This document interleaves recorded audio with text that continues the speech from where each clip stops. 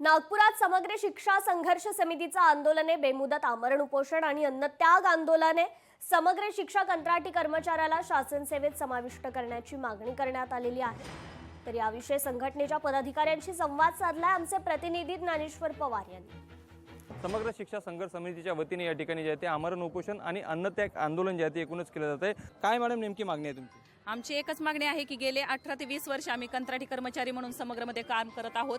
आमच्यातले 50% सहकाऱ्यांना शासनाने शासन सेवेत सामावून घेतलेला आहे, पण आमच्यावरती तो अन्याय झालेला आहे। आमची एकच मागणी आहे की जर गुणवत्ता वाढीसाठी आम्ही सगळीकडे उपयोगी पडतो। आज 13 केडर आम्ही वंचित राहिलेलो आहोत।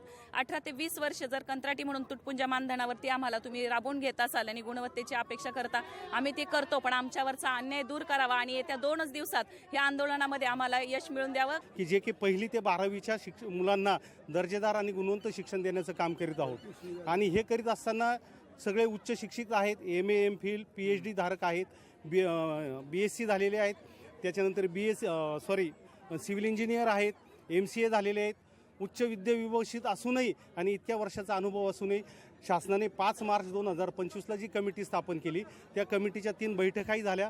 त्या कमिटीच्या बैठका येऊन सकारात्मक अहवालही आलेला आहे। आता आमची शासनाला एकच विनंती आहे की तुम्ही आम्हाला कायम करण्याचा निर्णय घेतलाय, फक्त तो लवकर घ्या, आमचा अंत बघू नका।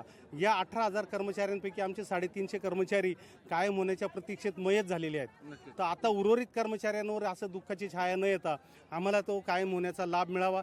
नक्कीच आपण पाहू शकतो की राज्यभरातून जे आहे ते सर्व कर्मचारी या ठिकाणी उपोषणामध्ये सहभागी झाले आणि जोपर्यंत विधिमंडळामध्ये आमच्या मागण्यासंदर्भामध्ये घोषणा होत नाही तोपर्यंत अशाच पद्धतीने आमरण उपोषण आणि अन्नत्याग आंदोलन सुरू असेल असं कंत्राटी कर्मचाऱ्यांचं म्हणणं आहे।